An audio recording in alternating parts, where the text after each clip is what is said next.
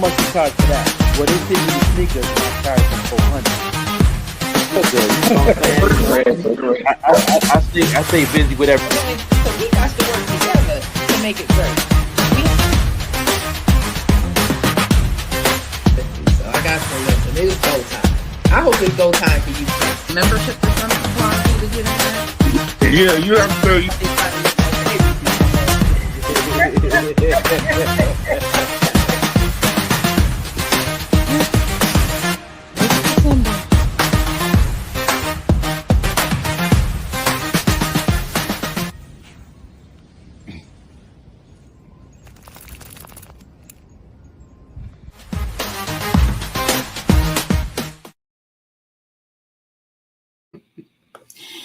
And welcome to another episode of the Vet Green Show. Thank you, everybody, for joining me today. I am Vet Green, and tonight I have a very special guest.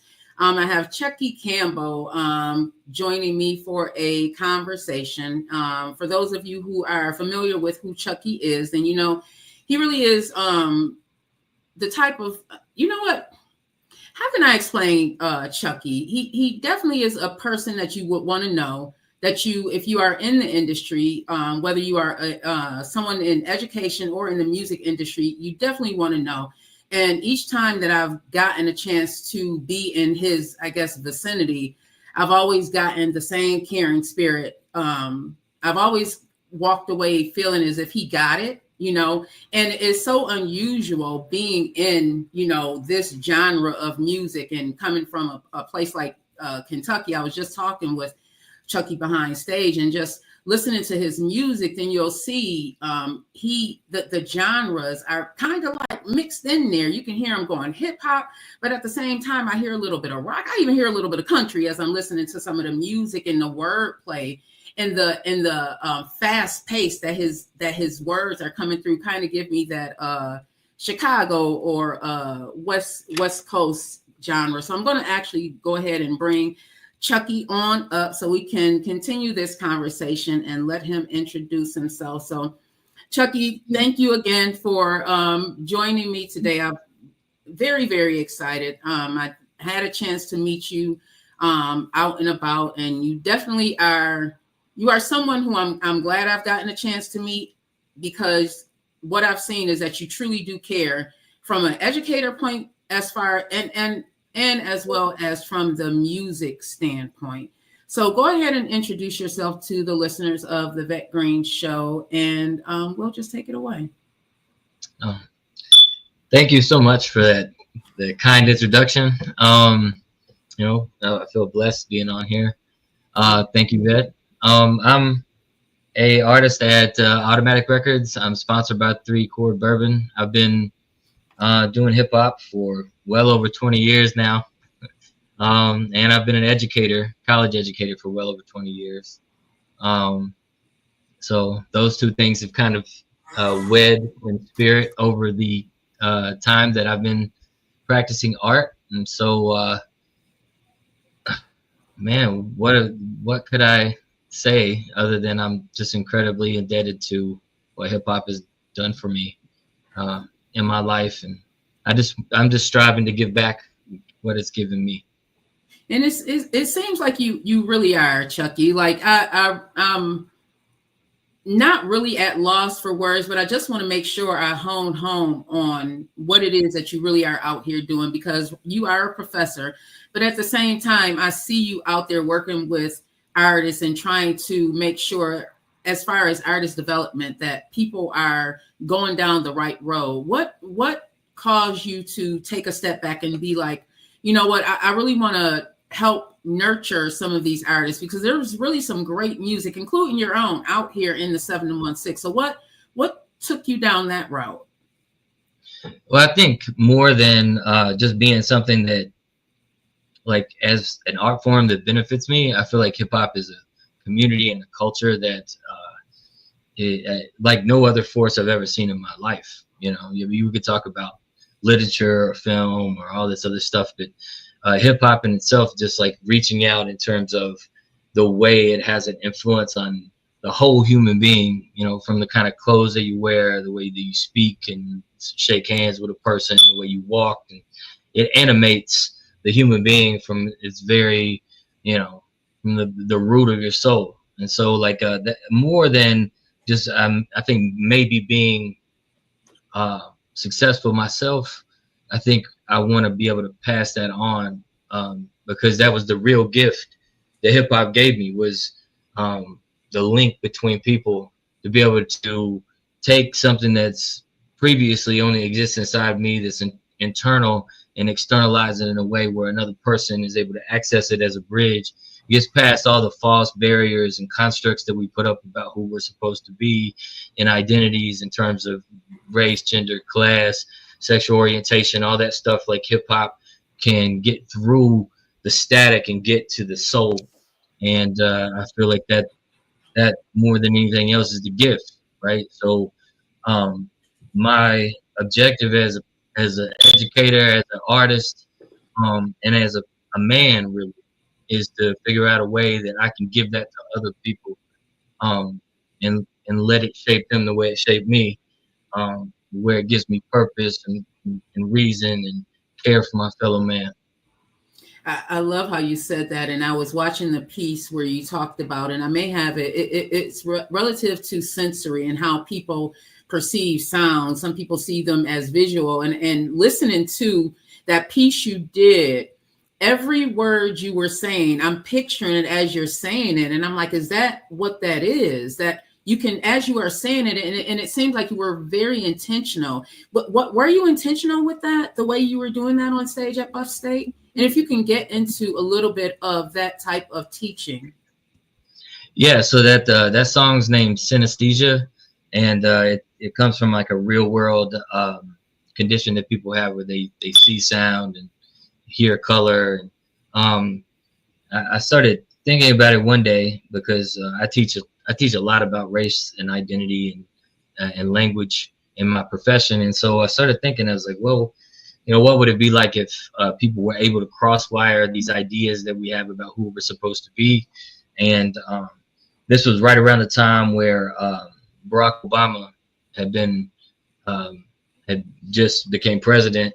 I worked for Obama for America in Mississippi as a voter registration person, and I guess after he became elected, I was inspired to maybe write a song that was post that decision that America made, because now that we're so far ahead of that that era, it's a very different climate, but I feel like when there was a lot of hope when he was elected. He might have been the first politician that I ever believed in, and hip hop and rap tells us not to really put a lot of faith in politics, and we have our own CNN of the hood, so to speak.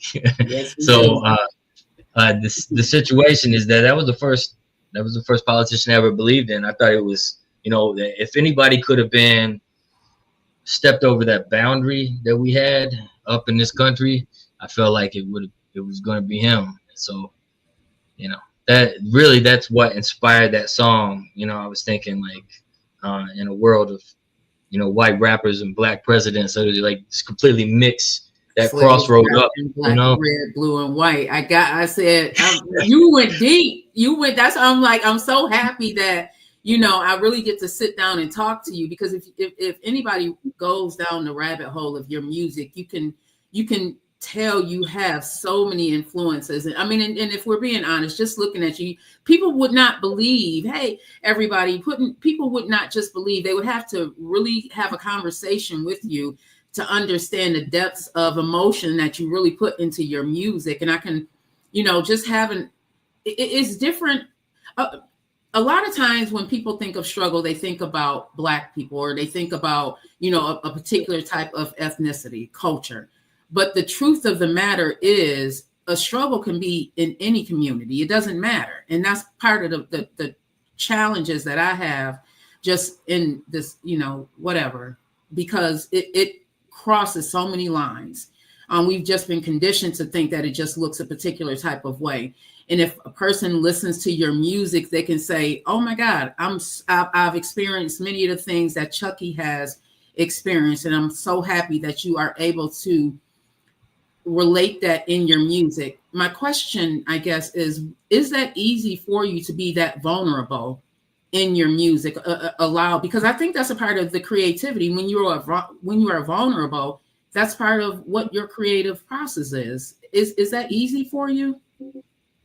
It's definitely not easy. I know that it is what I'm here to do, though, is to serve that the best way I know how. And so a lot of times I spend long amounts of times coming up with these songs. I know a lot of people, it's glorified. They'll jump into a song and they act like, oh, I'm gonna jump in the booth. I did this in 10, 15 minutes. Like I'm never like that. You know, I treat it like my formal training has taught me to write literature, really. Like I might spend months and months and months on a song or a concept. Sometimes I write and rewrite songs. You know, this usually drives my producers crazy because they want to get stuff done. But I think the important part of it is that if it really means something to you and you're going to take this out into the world and you're going to perform it and you're going to animate it into your very being, then it's important what you say. And going back to kind of like what you were talking about before, how that vulnerability can knock down those boundaries. The language that you select can be a bridge. Like I'll never know what it's like to be a Black woman in the world, but I can read Toni Morrison, you know, and she gives me a window into what Black womanhood might be like. And that allows me to get on the inside and see through her eyes for a moment and then think, you know, how can I apply my humanity to this? And so my job as a songwriter is to figure out how can I make the boundaries that exist inside of people disappear. And for a moment, they forget that they exist in the close circles of the communities that they are exist in, and they remember that they're human. Yeah, I want to stay here for a moment because that piece that you did at Buff State was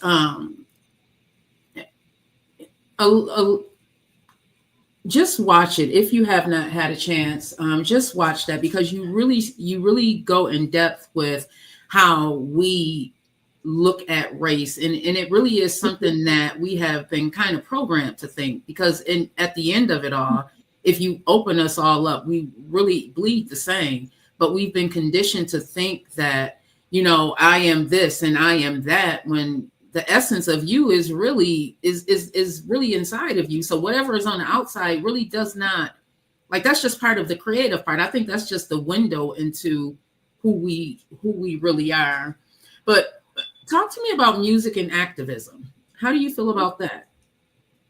Well, I try to be as involved as I can out in the community because that is part of the mission of hip hop, you know, like to go out there and uplift the people. And so, you know, whether it's you know, helping out, you know, someone to push Buffalo, or if I'm, you know, out speaking at a college somewhere and talking to them at Niagara University about race, or Buff State, or if I'm doing the work that I do at Bryant Stratton College, where I'm working with people hands-on and making sure that the message is alive there. I think part of our mission is to make the world a little bit better than we came into it. So, you know, that right there is close to my heart. If anything else, like the music is one thing, you know, but more importantly is that I live up to the standards and the words that I say inside of the music, right? So if there's like right now, you know, a lot of the crazy political state of our country right now, if I refuse to stand up with my brothers and sisters, then, you know, that makes every word that I've ever spoke vacant and empty. So when something's happening, I feel a personal responsibility to be part of it. That's really great that you feel like that, Chuckie, because a lot of people don't. When you are working with artists, you had said that it kind of humbles you. Is that because you remember what it was like in the beginning for you, and then you empathize? Right. I was largely a young white kid that grew up primarily around you know, black Latino individuals, you know, like, and out of that low income high crime neighborhood that I was like brought up in, it was those people, you know, not the people that looked like me, that accepted me and took me in, you know. So, you know, before I was an educator, I learned to shoot a mean jump shot. You know, before I was an educator, they took me to the cipher, you know, and that's where I was introduced to the world of ideas. That's where I learned to cut my teeth on what language could do to shape perception, you know. Like, later school became advantageous to me, so I could use some of the things that I learned in these other spaces and bring it to there, and it maybe set me apart a little bit from my peers and my colleagues. But yeah, I feel like those spaces are important. I want to build those spaces, the spaces that were built for me. So like when I'm working with a youth or a kid that's a teenager or like maybe even younger, and I'm teaching them what rap is, I'm not just teaching them rap. You know, I'm talking to them about a way of living and seeing the world and treating other human beings and values that exist inside of this culture, you know. And I do it as a servant, you know, not somebody who is here to make it in my own image, right? I'm here to serve the culture and give back to it.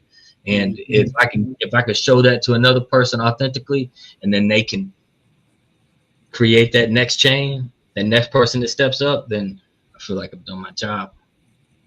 Talk to me about what artist development should look like compared to what it used to be, because it doesn't seem like that's being done anymore. And I feel like it's with social media, a lot of people don't feel like they need artist development. For some, they may not, but for others, I would say never stop learning. What are your thoughts on that? Preach.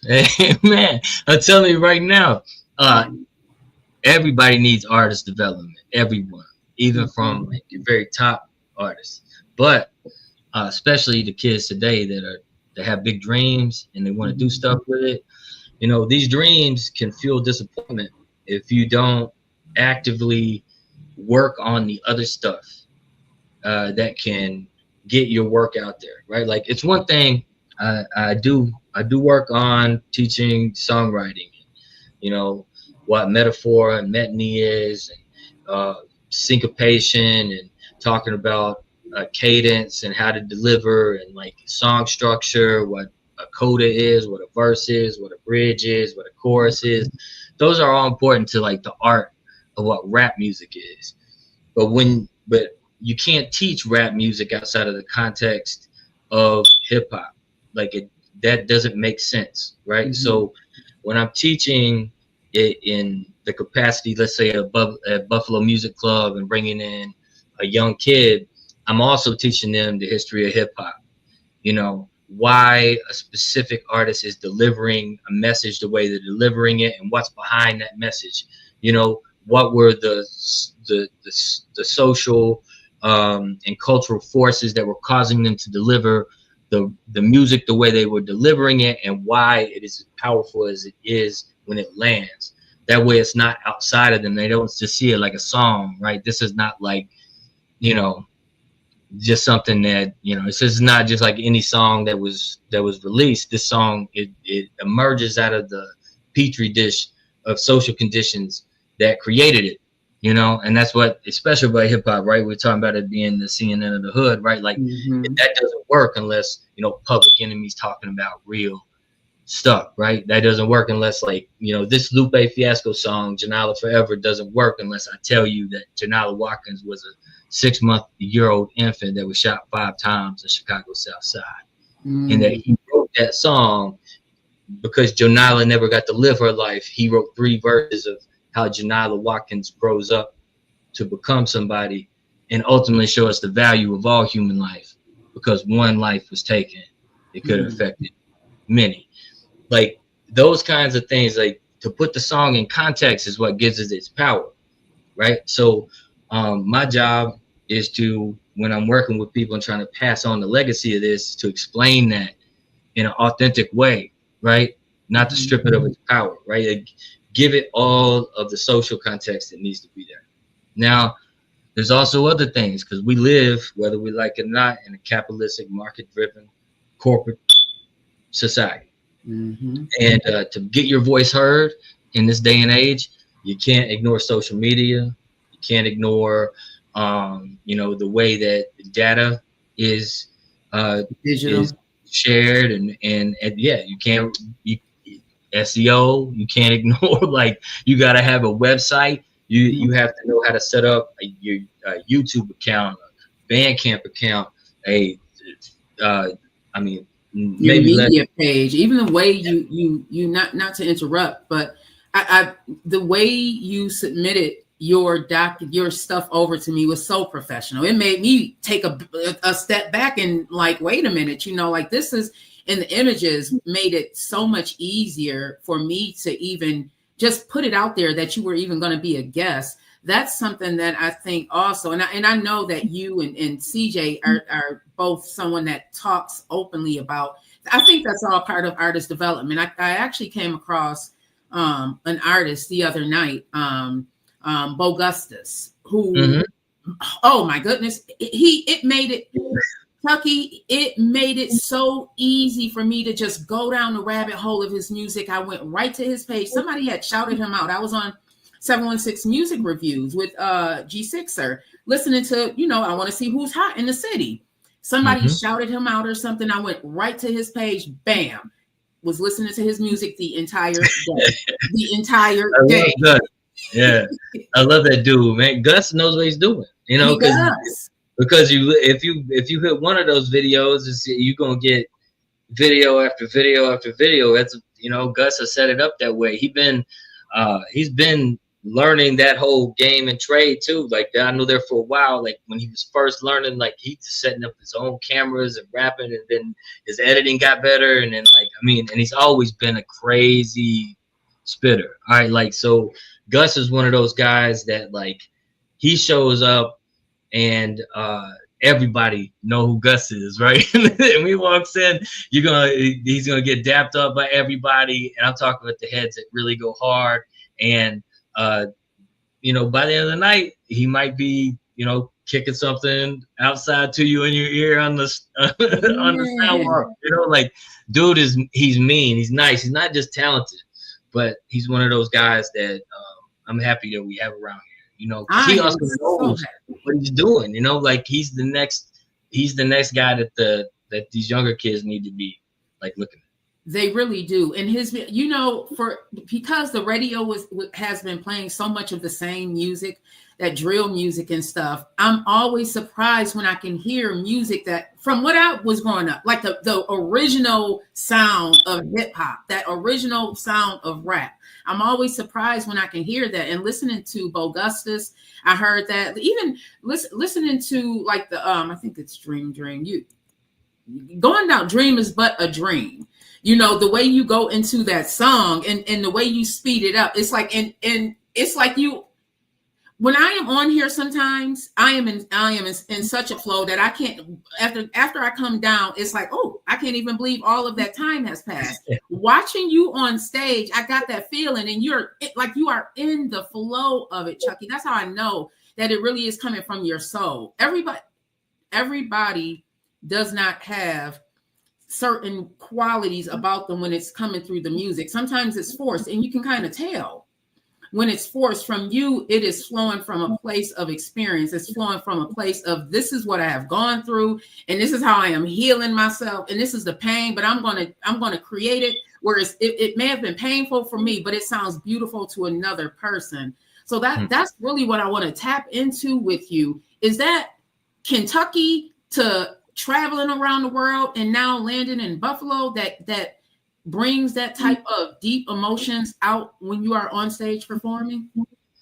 For that song specifically, it was because that was during a period of time where I've been traveling around with the band. I think maybe 4 or 5 years, and we was getting ready to drop this album, and it's called "Taking Back Tomorrow." And I remember writing that song. We had come off the road. And on the road, like, because where you travel everywhere, you get a taste of what everybody's kind of doing, And when I came off the road, that was the feeling, right? The feeling was like, you know what? Before, this might have felt like it was not able to get, like we would never make it here, you know. But we got back off that tour, and there was everything just started falling into place, and I was like, you know what? We might be able to make it. You know, I was like, we might be able to get there, and everything was like working for us and firing on all cylinders. And that's, you know, I came back and I wrote that because I was feeling really optimistic. But we had been through a lot to get there. You know, I had damn near sacrificed everything. Had almost, you know, didn't have nowhere to live almost. You know, and then you know, it was a really tough time, you know, in my life, and the only thing that was really working at that moment was the music. And eventually things changed. But you know, that song right there it was about like, okay, what happens when you're going through the struggle? Well, you got to keep going, you know. You got to trust your heart, and you can't give up just because, you know, other people out there feeling however they feel about it. You know, a lot of times the way people feel ain't really about you anyway. Most of the time it's about how they feeling, maybe about themselves, about whatever's going on in the dream of who they believe they are. You know, a person can only meet you to the level that they've met themselves. You know, so like the situation is that a lot of people, when they feel a certain way about things, like, you know, or they're, you know, maybe saying certain kinds of things, you got to know that a lot of times it's not even about you anyway. You know, a lot of it is just other people are dealing with their own world, you know. And so I don't know, that song specifically about me brushing it off a little bit. That's definitely one of my favorite ones. What about collaborations? I know as artists you are always constantly in the booth, but not necessarily putting out any music. Do you have any collaborations that you're currently working on, or any new music that will be dropping soon? Man, I got all this music, and I have 6 songs that I've done with my previous producer, Willie Breeding, and they're kind of locked up right now. We can't do anything with him because he signed a deal with Atlantic Records, and we're not sure what's going to happen with them songs. But I got that song. I got a song with Dave Stewie on there. I got a song with Aisha Green's on there. You know, I mean, God, it's a shame if we're not going to get this thing out, you know. And then I got 6 more songs with a producer named Poe Mack, or he goes by Byron Mack. He's from Virginia. Okay, I noticed that you work with different producers outside of the city. Yeah. No, a couple of years back, I dropped something, Shadows Resembling God, with One Word. He's from San Francisco or the Bay Area. You know, I've met all these people like through touring and through, you know, kind of moving around the country. So a lot of them are super talented people, and you know, they've been instrumental in me helping me create my sound, or even be bouncing out of the sound and taking on a new moniker, you know. How important is it, Chuckie, to network and meet other people in the industry? It's everything, you know. Like if you're not out there and you're not meeting people, shaking hands, you know, and talking to people, this is not something you can do on your own. It's like you're building something that's bigger than yourself. If you look at it that way, then you're more likely to create the relationships that mean more, right? Like the things that I've been able to do are because I got many hats in different places. You know, like I'm able to tour not just because of the kind of music that I make. I'm able to tour because I know I've been other places and been a part of their scene and showed reverence and rock with them. You know, like I've jumped on tours and drove the car, you know, been the vehicle that drove the people from place to place, right? Just to say, hey, if you give me 15 minutes, you know, I'll drive all the way around the country, right?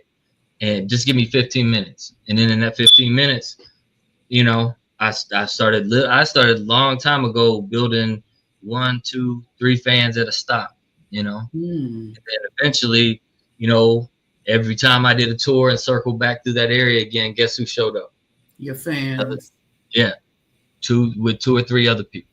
And then they bring 2 or 3. I'm sorry. What could you offer to some of the artists out now that are struggling, just to try and figure out, you know, what route they have to go? Whether it's because it seems like you have to get outside of your normal surroundings in order to do that, but a lot of them don't. What would you offer to them for those who don't? Because I think it's important. I think you gotta stop depending on like the big, like you gotta stop thinking that somebody's going to discover you, number 1. And then number 2, you gotta stop depending on other people to open doors for you, right? Like most of the time, you know, and this is where resentment comes from, because people that are super skilled, right? They're like, oh man, you know, they feel some kind of way because their skills aren't being represented. And in one way, they're right, you know, but there's more to it than just being skilled, right? Like what we were talking about, like this is not just music, you know, like it is a community. It is a culture. You are deciding your proximity to the center of that culture every time you decide that someone else should be doing you a favor. Like you're gonna have to be the culture, right? You gotta, if you see a vacancy or a space that's not filled and that should be filled, well, it might be up to you to start wearing that hat, you know? Like you might need to be the person that brings the accent or the artists in that are rocking for all the people that need to see that music, right? Like, you know, like to bring in an EPMD, you know, is more than just to say, I want the people who like the EPMD's music to show up at a show in Buffalo to watch EPMD rock, right? What it is that you're also disseminating the influence of EPMD and the kind of hip hop that they made back into the culture, cycling that back in to the dialogue, right? We got a lot of young people that don't know who EPMD was, or don't know that, like, they don't know the roots of it, the roots of the culture, the way it's developed over the history of it, you know? Like that's important. You have to know what it's coming out of if you're going to reflect that, you know? They can't, if they don't have the tools to reflect it, and society is not going to give you those tools, because let me just be real, hip hop arises out of a marginalized population of people. Yeah. So it's not going to be part of the dominant discourse. They're not going to tell you what hip hop is. You know what? You're going to hear from the corporate market, from capitalism. What you're going to hear what hip hop is they're going to say, they're going to distort the values. Hip hop is violent. It's criminalized. It's, you know, it's misogynistic. It's, you know, all negative.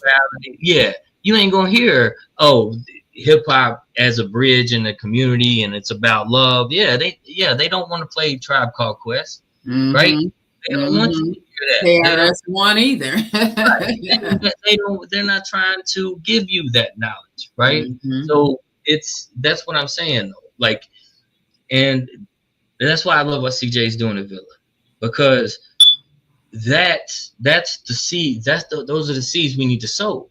You know, when you see these kids out here, it's not that, you know, drill music is inherently bad, but it does render things that aren't good too, right? Like, so, yeah, we can't just blame art for the outcomes that some of the things that have been kind of superimposed on, you know, our the problems in the community.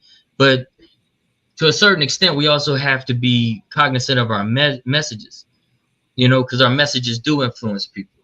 And so I guess if I were to feel one kind of way people can make any kind of music they want because this is art. That's what you should be able to do. But you throwing paint on the canvas or, whatever it is that Jackson Pollock was doing, like whatever it is, you should be able to do it.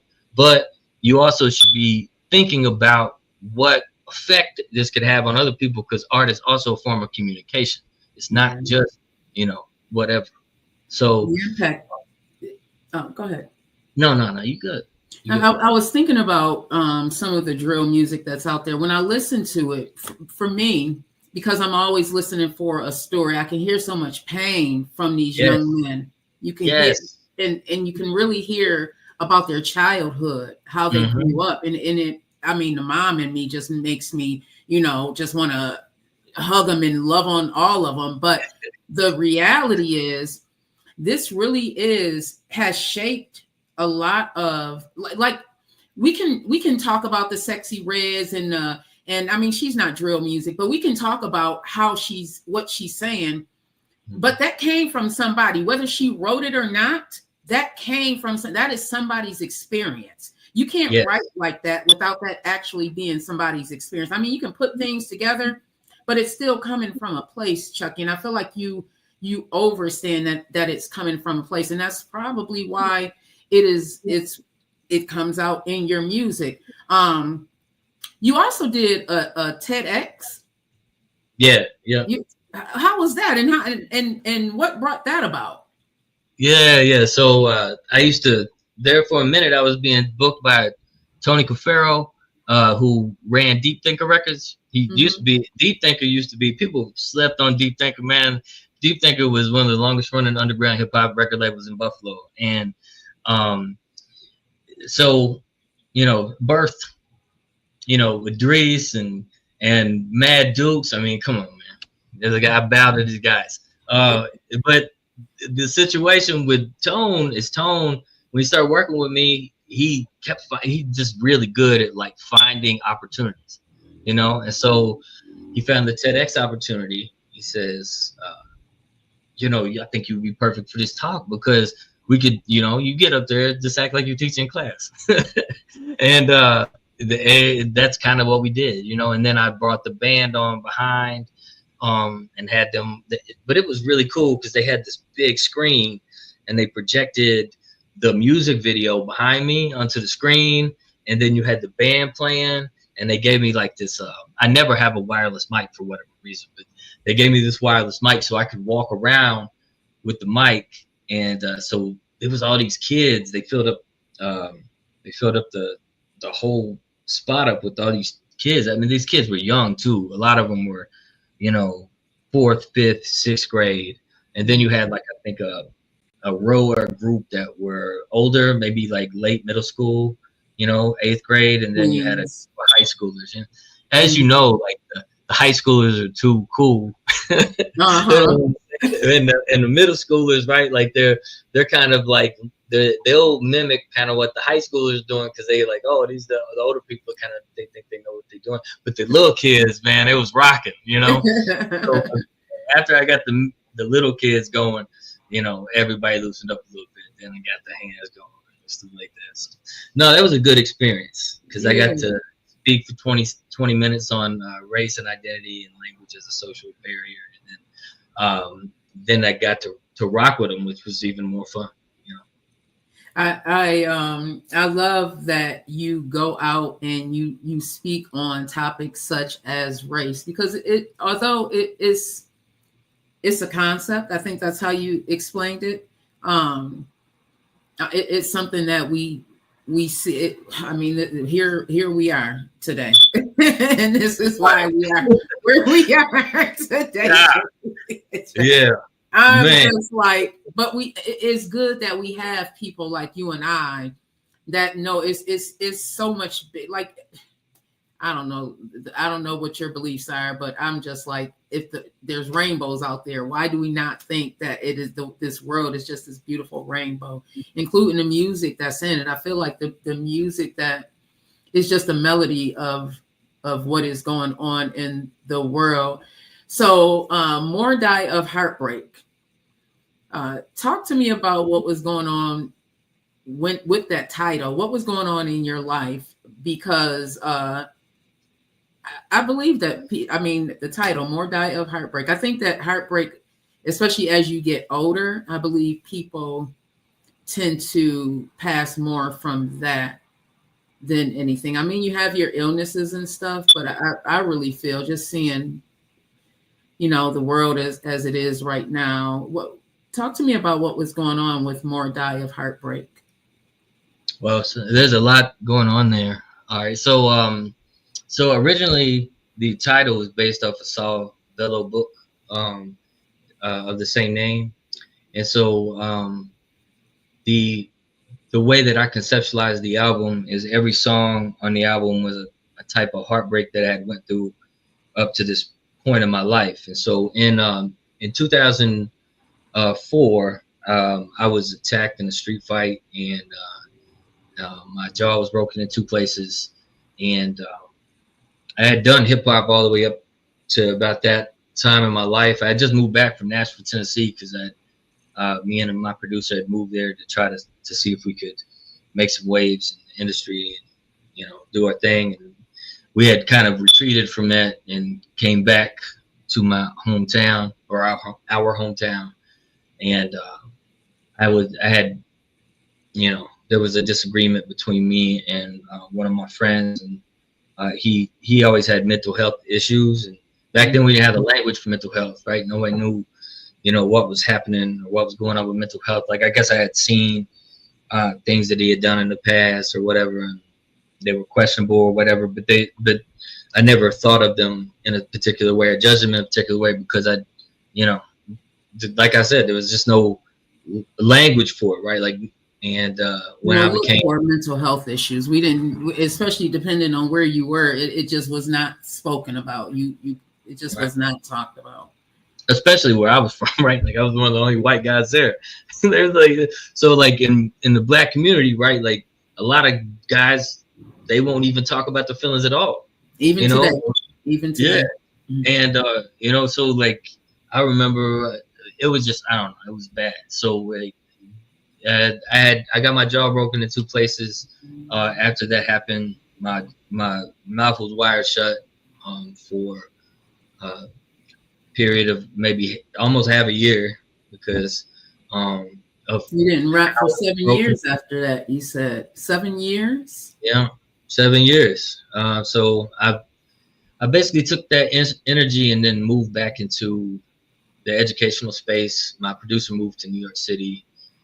He started doing stuff up there. And then many years later, after I had, I guess, worked as a teacher, got my master's, and then moved to University of Southern Mississippi. I worked in the McNair Scholars Program down there. So I helped like underrepresented first generation college students get into the big programs, PhD programs, master's programs. And I graduated a 5-year program in 2 years. And wow. Right after I graduated, my producer linked back up with me. He was like, "Man, you ever think about doing music again?" And every now and again I would, because I was always writing, I would like write a rap or something like that, but I've never shared with anybody, it was just me. And then my friend that we were talking about before, he committed suicide. And after he committed suicide, I was just in a place like where I would come home after teaching, and instead of like writing papers or research, like I couldn't write anything but rap music. It was a strange time in my life, but something was moving me to that purpose, and I like to tell people it wasn't post-traumatic stress disorder. It was post-traumatic growth. Instead of like my trauma informing me to shut down, my trauma made me react in like a hyper vigilant fashion, so instead of just doing a little bit, like I couldn't stop producing work. And before I knew it, I had a mixtape, and all kinds of stuff that I had done. I had written all this music, and I somehow garnered up the confidence to release it. And I was scared to death at the time because academia at the time was a little bit more stringent. You know, they didn't, you know, me, it was taking a big risk in my profession, my discipline, or my field to admit that I was a rapper, because rap was not studied or looked at the way it is now. Now you have your Lupe Fiascos at MIT. You know, there were no Nas's at Harvard, or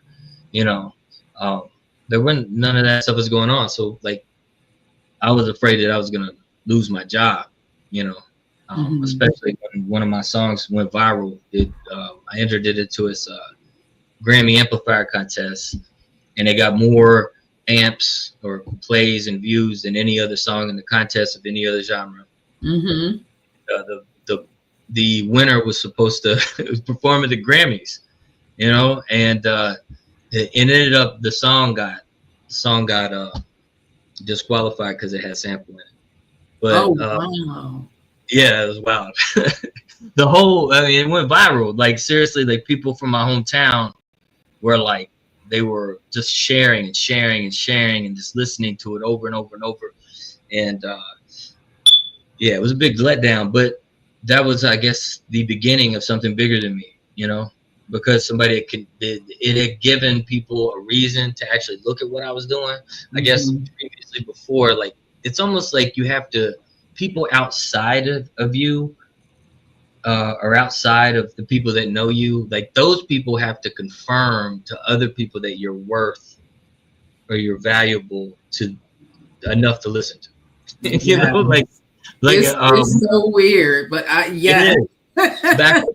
So when other people like started writing articles about me or saying the song is good, or I started winning awards, or those kinds of things started happening, then the people that had watched me grow up was like, oh, well, maybe I should listen to it, or those people started showing up to shows, and I was like, that's a weird feeling. But then, like I was saying, like, people can only meet you to the extent that they met themselves, right? Like, so at that, there might have been something in them that didn't want to admit, somebody from where we're from did something that was worth it or valuable enough to listen to, or I'm so happy that you talked about that, because that is definitely one of the questions that I had for you myself on a personal level, just because I know that you've traveled around, and me not traveling as much as you have, the experience that I've been able to gain just about people, it has been useful for me. So that was one of my questions. It seems like even as you elevate, you still have to meet people where they are. It doesn't even matter. I feel like for a very long time, I thought that, if you had, certain material things, then you have all the knowledge, you have it all together, but that's really not accurate. Would you agree, Chuckie, that you have to meet people where they are? For sure. Yeah. No, all that other stuff is like external validation, right? Like that's what our society and capitalism, a lot of this stuff, it points our energy outward. When we look out to the world for answers about who we are inside, often there will be answers. They'll tell you, but most of the time they'll be like the wrong answers, right? They'll say, oh, you need the big house on the hill, you need the Ferrari, you need the Jordans, right? You like the young man who's got like a stack of money to his ear, right? Like, to me, that's not power, right? Like, honestly, that looks like insecurity to me, right? But what is he modeling? He's posing power, right? Like, the stack of money is like, look, I'm from nothing. This is what something looks like to me, but you don't see like a Mark Zuckerberg or, Bill Gates doing this, right? A lot of that comes from deprivation, right? Like, how deprived have we been to understanding value? Like, true value happens on the inside. You look inward, that you're valuable today because you took a breath, because your heart is beating, because beyond any other miracle that in this universe, somehow you woke up, and that alone makes you valuable. That makes you worthy of love. That makes you worthy of other people's love.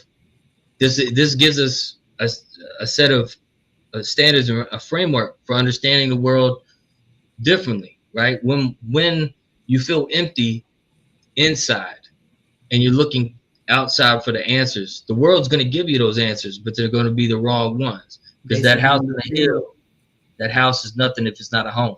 That Ferrari is really just a status symbol that's meant to fill up the emptiness on the inside. You know, some of us, we worship money, right? Because money is the exchange. We confuse the exchange for goods and services for the thing that it's exchanged for. You know, really, we want respect, we want love, we want loyalty, friendship. We want, yes. Those are the things that should be drivers, right? You know, in terms of meeting people where they are, those are the things that we should be bringing to that situation, right? A lot of us can't see people for who they actually are, because we're looking at their external value, right? What could this person do for me? And that's the wrong question to be asking. That person is valuable beyond that. And so once you can, if you can erase that boundary, right, which is really hard because we live in the kind of society that we live in. Yeah. And you can speak to a person like a human being, then that opens up a whole new world, right? Like when I listen to, you know, these young kids when they rap, you were talking about it earlier, right, with the drill music, right? I hear someone deeply scarred and in pain, right? What produces that? You know, what makes that individual who they are? Because art doesn't happen in a vacuum. It emerges out of the social and cultural conditions in the world. What else would it emerge out of, right? It's just, that's this person is expressing something from a context that it makes sense in the world. And yeah, we have a duty to meet people where they are and be of service to them, you know? I think being a servant first is more powerful than anything else, because then you are doing what I feel like we are all meant to serve. And if we think from that concept, like instead of greed, we've gotten so far away from humanity because of greed, I feel. Because it's just so much I can say about that. I just feel like we are just humanity. We need each other right now, and we need more of. I want to play a little bit of the song, but I want to encourage anybody who is watching to look at that piece that Chuckie did at Buff State, and you talk about. You go in and talk about the what is it again, Chuckie? The name of the condition where you see the sounds and you hear the sounds. You know what I'm trying to say? Yeah. No, you see sounds and hear color. It's called synesthesia. Yes, synesthesia. It crosswires the senses. Actually, there's many people after I made that song. They came up to me. They came up to me afterwards and would speak to me, and like they actually had the condition or didn't know what the name of it was. You know, I've had that happen several times, getting the conversations after the shows and stuff. Yeah. Do you think that, and this is kind of off topic, do you think that with the onset of the internet, people are now able to find more people like a Chuckie Campbell that can explain, you know, what has been going on with them for a lot of their lives? Yeah, the potential is there. Yeah. I mean, I do worry about, you know, the way that these platforms are set up. You know, I worry that lots of things get buried that should be heard. You know, especially if I'm thinking about like Spotify. You know, like they're definitely not paying artists. You know, there's a lot of worries that I have, but I do see a difference. You know, if I go back 15 years, you're like man, the chance of being seen was so much less. You know, like you had to be killing it. You had to be out there on the road nonstop in front of people, like going from. You had to be, yeah. It's a whole different world. Yeah, compared to now, it's. What do you think? If what would you suggest to someone who is just starting out? Because a lot of them, I feel, don't understand the need to be on social media. I myself, on the podcasting side, did not understand the need to really be on social media, because this is where you find your fans. This is social media. Gone are the days where, I mean, you can still go out and be in the physical, but you have to also be in this digital world, which a lot of people are afraid of. They're intimidated by, but you still need to be able to do that. If you are an artist, you should have, your page should look like Bo Gustus. When you are emailing somebody, it should look like Chuckie Campbell's, and even your page. So what would you suggest to someone just starting out? Yeah, no, you have to set all that stuff up. That's one of the things that I work with them kids at the Buffalo Music Club. I'm like, we start off, I try to help them define their goals. Like, what do you want to do with this? What are you trying to do? I ask them a series of questions, and then I'll get the answers back. And then from there, usually what I'll do is I'll help them create that digital footprint together. We'll create all of that stuff, like logo. We might. It depends if they got a song or an artist pen name. Sometimes I'm helping them create a pen name. If they don't want to go by their actual name. Sometimes we're creating a whole branding construct for them. Like starting from bio, short bio, long bio, then one sheet, an interactive PDF that has everything on one sheet that someone could click on, and it's going to take them to other places for the artist, right? To a website, to Facebook, to X, to Instagram, to Snapchat, to man, I'm forgetting TikTok and all of that. TikTok, right? TikTok is the one right now. If you're doing music, you got to be on there. Okay? And that's the one too, though, that, I mean, if you get your stuff out there on TikTok, it has like a major chance of blowing. It does. Like, people listen to that stuff, and then the algorithm's so powerful in there. If you like one thing, it comes back to you. All the time. It's just figuring out what you like. So TikTok is wide open right now. I tell anybody, you have to find your niche on TikTok. But once TikTok knows what you like, it is sending it right your way, and it's sending the people your way as well. Yes. I really enjoy TikTok. It's the fastest growing, I see. Mm-hmm. You really don't, as long as you are engaging with your audience, it's been my fastest growing platform. Definitely. Mm-hmm. Definitely. What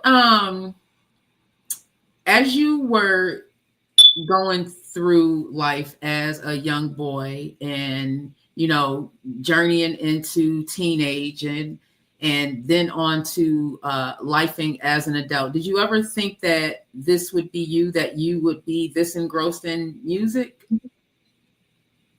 I mean, I don't know, actually. Like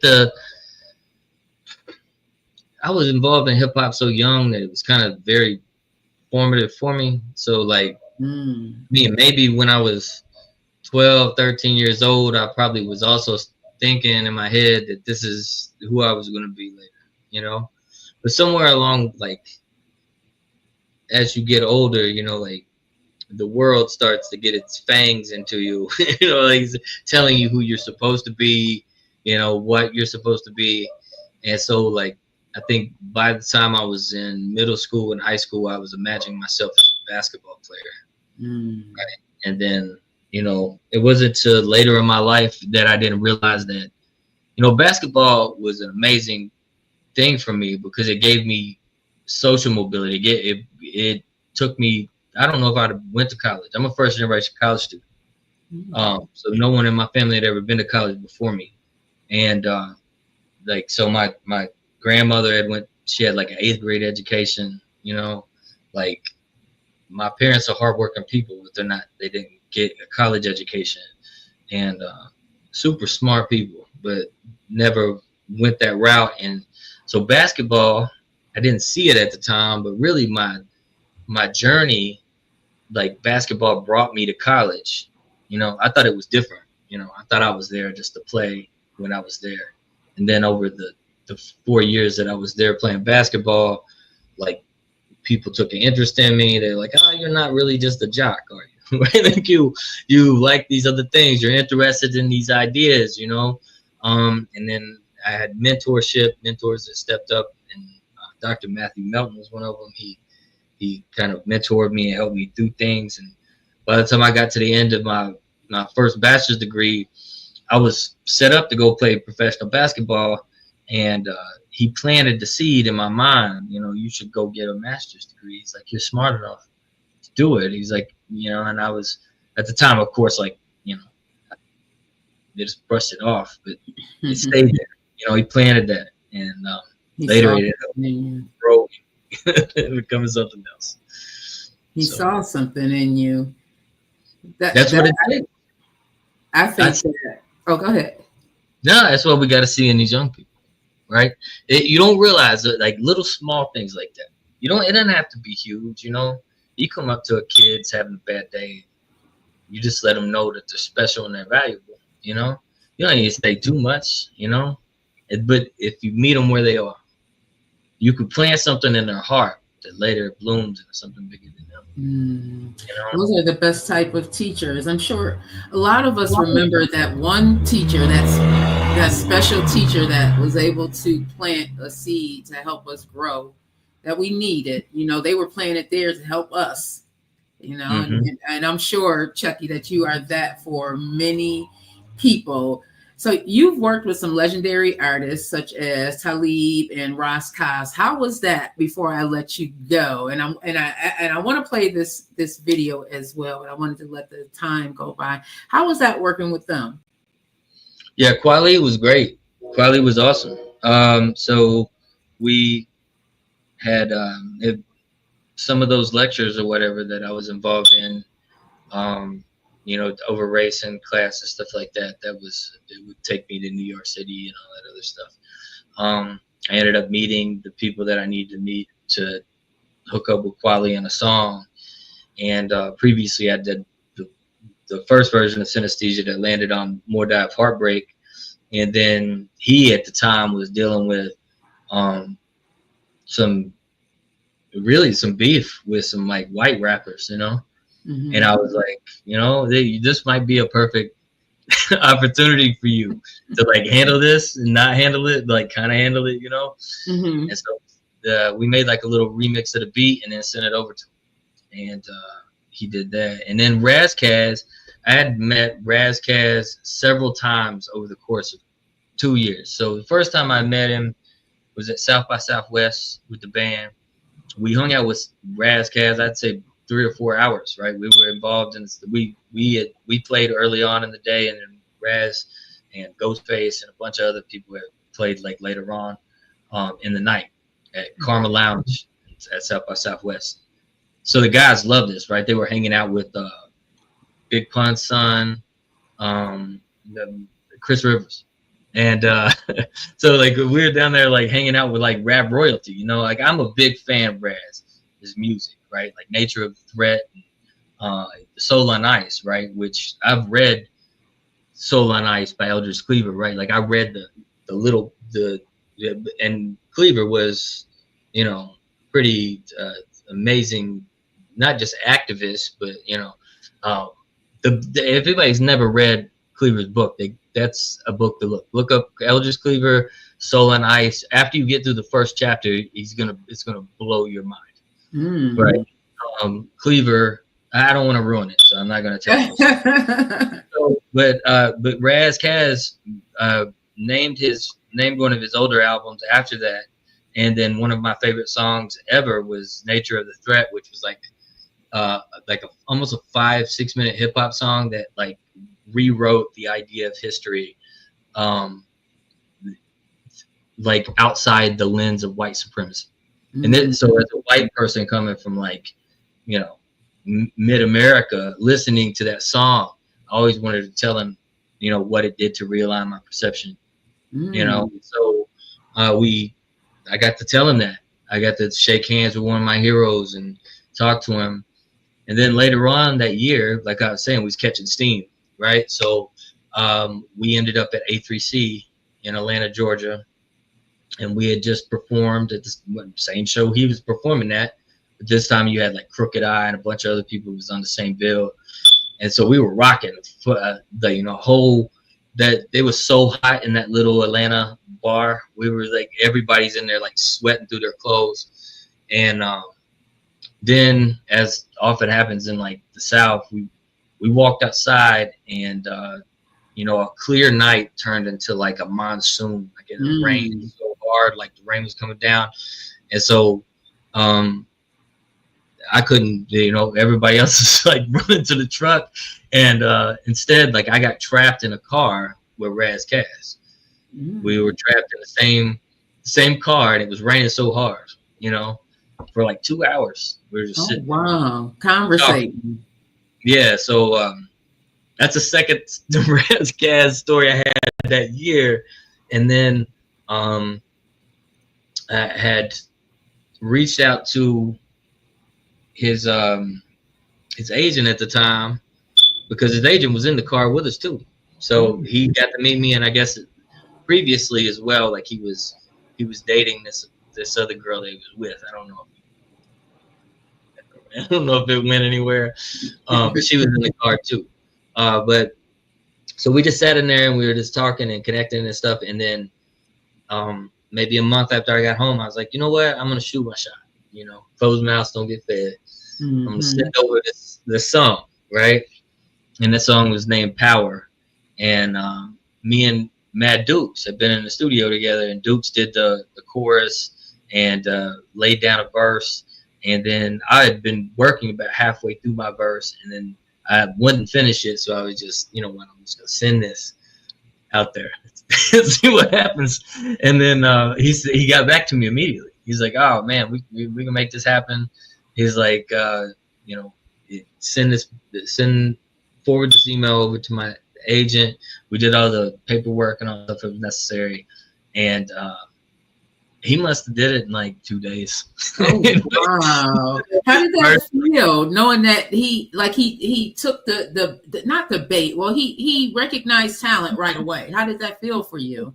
Yeah, no, it was great because he's one of my heroes. Like I said, like that right there was just confirmation that I was doing something right. We got that in there. Because Raz is on the same album as To Live, so we had Kweli and Raz Kaz on that album. Who else was on that album was Kadir Latif. I don't know if you know who Kadir is. Q. Oh man, you got to talk to Kadir. Kadir is one of the, in my opinion, dopest rappers from Buffalo. And Kadir was on Rough Riders for a while before DMX passed. He was rocking. Yeah, he was rocking with Rough Riders. They did 2 or 3 videos with him. He got this. I think it's an album. It's either an album or a mixtape. It sounds like an album, but it's Voice of Biggie, Mind of Malcolm. And Kadir sounds like, well, I wouldn't say he sounds like anybody, but let's be real. Kadir kind of sounds like Biggie Smalls a little bit, right? I cannot wait to get off. So I'm not right. I'm like, what? I promise it will not. It will not disappoint. Kadir's that good. Is it he's like K or a Q, Chuckie? Q. So it's QUADIR LATEEF. Yeah. Pulled right up. Yeah. Rough Riders. The dude is amazing. And he's God, man, I'm blanking on the name right now, but like this dude was involved. He went down from when Occupy Wall Street was going on, when the stuff it wasn't Million Man March, but it's one of the other ones that happened from one of the more tragic black killings. I think it might have been Mike Brown or something. Oh, damn. But I know he was he was deeply involved in that. He showed up to these protests, walked the walk, was rapping. I mean, his stuff was going viral because the dude is like, he's not just a lyricist, man. He's a storyteller. He's gifted. So I could talk about him all night. Definitely going to thank you for that drop. So yeah, he's on there. I love music. I'm like you, Chuckie. It just has to move me. I love music. It does not a lot of genres. I just enjoy the message that comes from the music, you know, and if it can reach my soul, it can hit my soul. Thank you everybody for joining us tonight. I do want to leave out playing one Chuckie song. Chuckie, thank you again for joining me tonight. I really appreciate everything. I knew this was going to be a great conversation. Looking forward to having you on again. I have to do it like this. Thank you so much for that. Yeah, this is, man, it's when you can have a great conversation and learn something at the same time, it's a win for me. Why is my screen not?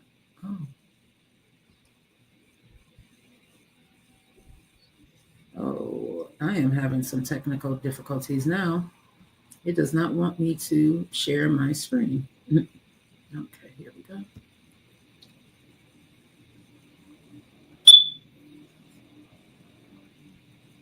Is it sharing? Yeah.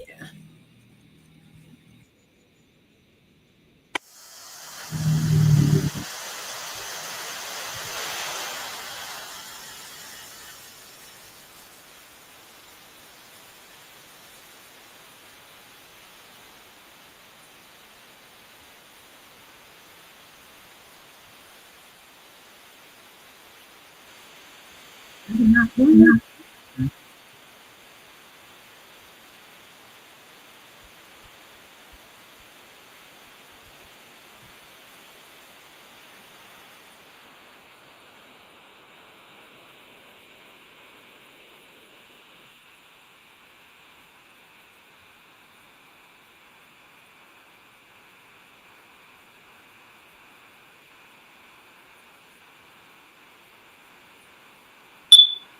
It does not want to.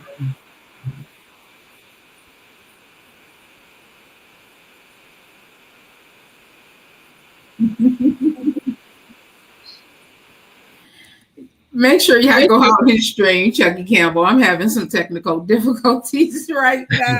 It's okay. I appreciate you for joining me tonight, Chuckie. I really do. Your music is phenomenal. Continue doing what you are and spreading the message. Definitely need more of those messages. This world is cray right now. I am doing everything I can to stay sane, and I hope that you are too, because you are out here dealing with our children in these schools and adults in these schools. So what would you like to leave the listeners of the Vet Green Show with tonight as we close this out? First of all, I'm grateful and blessed. Thank you so much for inviting me on and allowing me to talk a little bit about my favorite topic, hip hop and music and language, and all of that stuff that we got to discuss today. In terms of our next moves, you know, people be on the lookout. I'm gonna be around Buffalo performing a little bit. Yeah. So, are you going back to the Cavs? Go ahead. Are you going back to the Cavs at all? We'll see how that works out. I'm gonna talk to them at least for a couple of dates this year.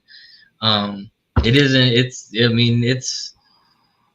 a really super nice venue. They put so much work into that place. You know, I try to pick and choose my days wisely because you want them to land well where everybody will be free to get there. So I'm gonna see if I can get a couple of dates in.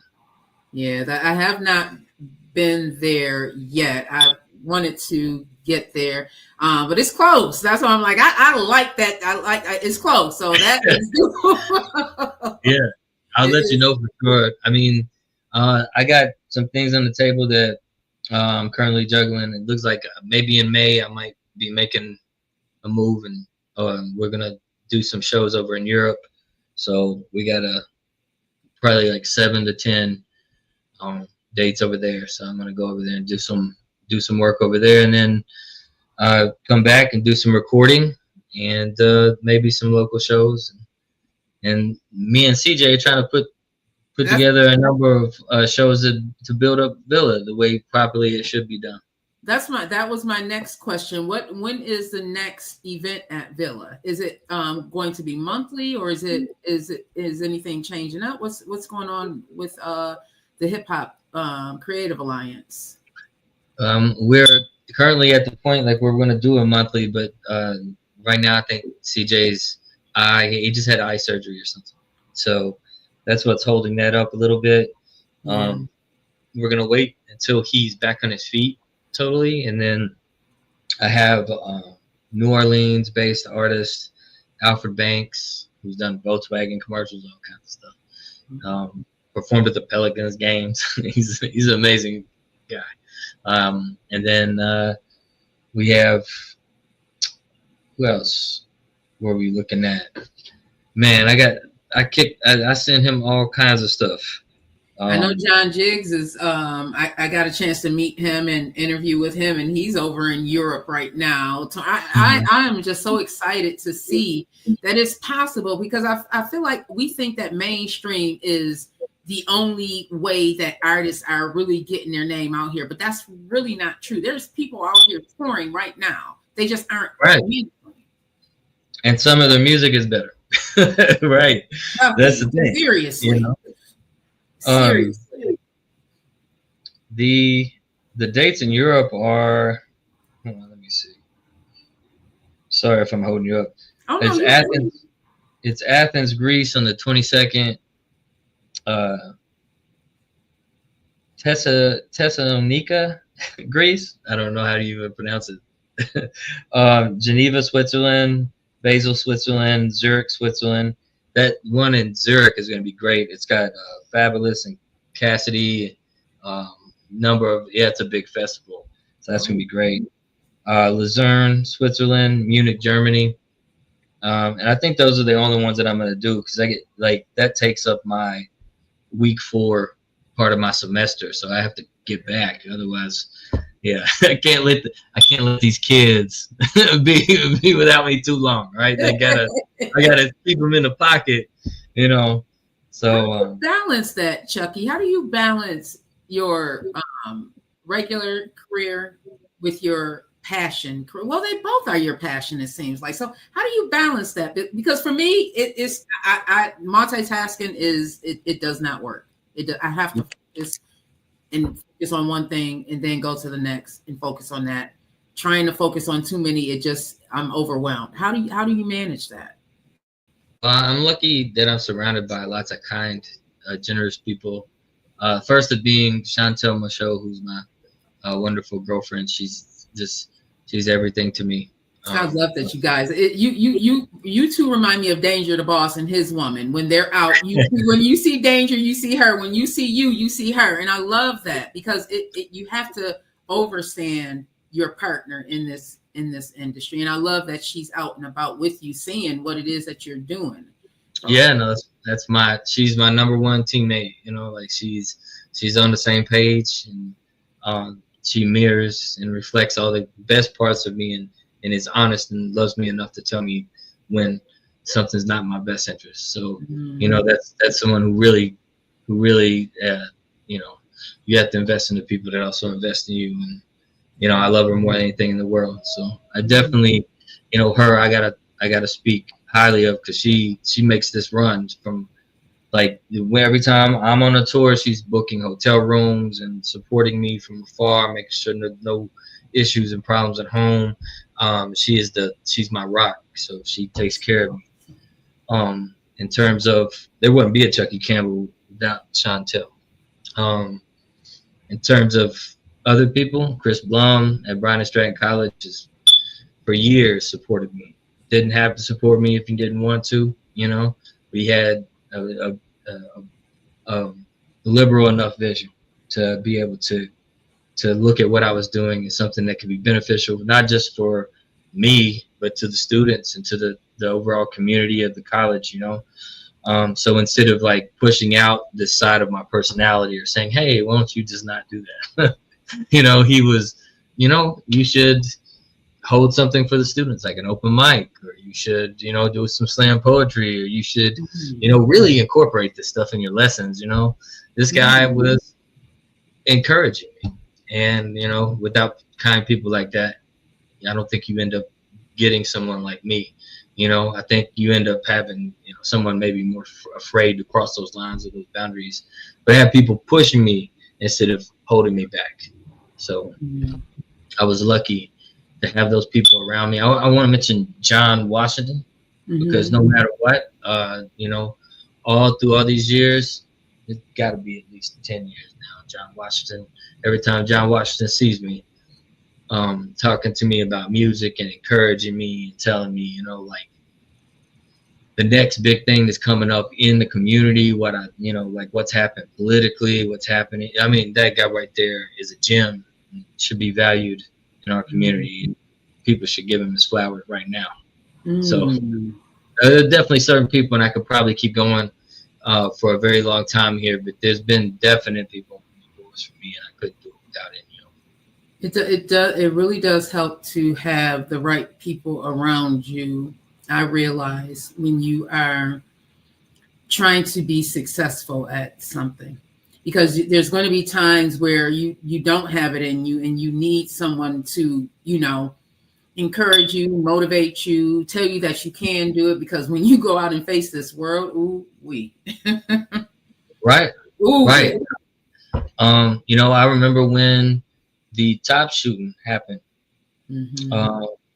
and instead of doing nothing, Dr. Blum comes up to me and says, you need to hold something for our students out in the student lobby.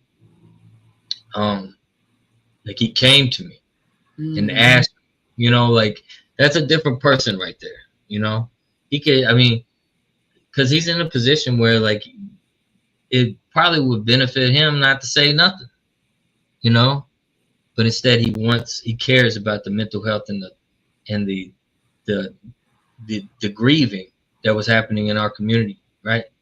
At over 85% of our students are female and black at Rochester College. You're thinking what's happening.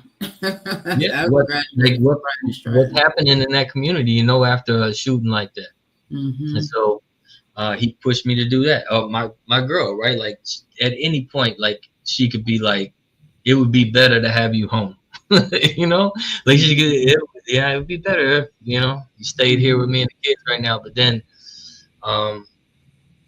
she's not doing that. She's like, you know what, you need to go out there and give the world your gift, and even when I don't believe in me, she believes in me. So that's how you found your soulmate, Chuckie. When you have that, when you have somebody that can push you and hold you up when you are just ready to fall down, that's how you have definitely found your soulmate. So big up to the people who are out here pushing and motivating people like us, because it's not easy. And it's not easy dealing with a creative. I sometimes cringe about myself. It's not easy dealing with the creative, but when you have good people, you definitely want to nurture those relationships.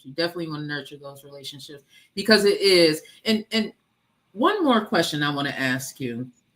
In light of everything that has come down with the Jay-Z's and the Diddy's and all of the allegations, what are your thoughts based on just your experience in this industry? Because you've been, in the music industry, and I don't want anybody to think just because, you have to have millions of dollars to know what is really going on. What are your thoughts on all of these allegations?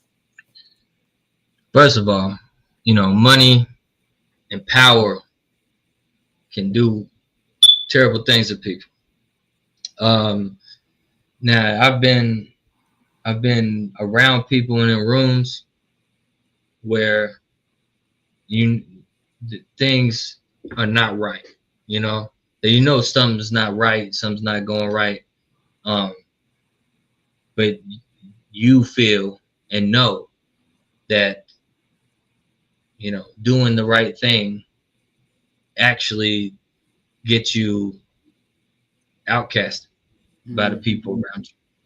And I walked out of a number of rooms like that in my day. And I took the route that I took because I knew that I could be a good person doing that, right? Being like, if I create it on my own, if I do it my way, then I'm free of some of the pressures that comes with like maybe being on a label or being successful or being commercially viable in a specific way. So I have to admit, I have to say this. I don't know what it's like to be Jay-Z, or I don't know what it's like to be, you know, Diddy, right? Like, I'm sure that there's pressures unbeknownst to me that I cannot possibly pronounce, you know, and being Black and rising to that kind of success in a society that tells you that it's impossible, and then you doing it, like what that does to a person's ego, what that does to the probability that they're going to make choices that are more risky rather than safe. The what it tells you overall to your self narrative, like the story tells you that I've overcome all this and maybe I'm untouchable, you know, like I came from the bottom of the bottom and now I'm at this place now, right? Like, you try to tell me that, you know, it's going to be this that brings me down, you know. I think part of that, it's a slippery slope, you know. I'm trying to like maybe withhold a lot of judgment for some of these people, right? Like, I feel don't know. the same way. It's so difficult because on one hand, you get that when a person gets more money, it really just magnetizes who that person is, unless they've done the work on themselves. If you go from one point and you were already this way, just getting money is not going to make you better. It's just going to help you create that life where you are just wrecking chaos in people's lives. It's just the fact of the matter. I think that we in society have forgotten that these are just human beings. They're just human beings. They just happen to have more money, and they've been placed on this pedestal where it's like, oh, they have to be perfect. Absolutely not. Nobody is perfect. Nobody is perfect. And if we get that out of our heads, I think for me, what happened with Diddy, it was heartbreaking because he was such a, and still is. I can't take away the history that he's, you know, like he's still Diddy. I refuse to take away what he's done for the culture, but at the same time, I have to. In my research, I've also learned that Diddy has dealt with a lot of the same stuff that many people I know dealt with. So if I know these people who are so much like Diddy, it's like, okay, it makes sense. You know what I mean? It just makes sense to me that he is. It just happens. He's a millionaire, whatever. But he's still like Frank down the street. He's still like, you know, Richard. You know what I mean? He's still like so many men and so many Black males that I know. Jay-Z, DMX. You know, I can name them. It's just they are just like us. They have similar families, you know. So, and these men come from trauma too. Yeah, and that's what it is, Chuckie. It really is. I feel like, and not to hold you, I really feel like the trauma that many people have experienced, and just like you said, we don't talk about it, especially in the Black community. What we see now is the trauma just playing out in real life. Yeah, it's playing out. So that's my take on it. I've got on a whole tangent because I'm passionate about this. That's right. It should be. Understand, like this. These are human beings that went through a lot of stuff, like DMX, Whitney Houston, all of those. Like they dealt with some stuff. This party life, the young guy who one of the songs he sings, I think he OD'd, from Chicago. I can't even think of the young guy name. and he's in my playlist. But just listening to his music, you can hear his pain. You can hear the pain if you listen to the music. But I am someone who really enjoys listening to the words. I want to hear the story. I want you to paint the picture for me of what you were going through. And there's some artists out here, they have gone through some things, and these young guys these babies who grew up in the crack epidemic, you can hear it in the drill music. That's what it is. They are talking about my mama was out, my daddy was out. We saw it growing up in the 90s. Now our kids are listening to it, or grandkids are listening to it. What was going on in the 90s? That's all. So, I'm passionate about this, Chuckie. I really am, because I see it, and just listening, because I love to listen to the music. I can hear these babies are crying. They're hurting, and they just need guidance. We forget that growing, I'm much older. Growing up in the 90s, it was like the wild, wild west. We didn't know what was going on. We just thought, and now these are the repercussions. So I want to thank everybody for joining us tonight. Chuckie, you are welcome back anytime. I am going to end this stream, and I got to hop off and take care of some business. I want to, like I had said, I do have a death in the family that we are dealing with right now, everybody. So I am going to be off for a little while we prepare for that. I want to thank you for getting my mind off of everything. I was going to cancel, but then I said, nope, I'm not going to. I'm not, yeah. So thank you, everybody, for joining me for another episode of the Vet Green Show. Chuckie, you are welcome back anytime. You have a wonderful evening on purpose. Thank you, Vet. My deepest condolences. Thank you. Thank you. This is a Green Links Media production. Thank you for watching. Subscribe now and hit the bell to be reminded when we go live.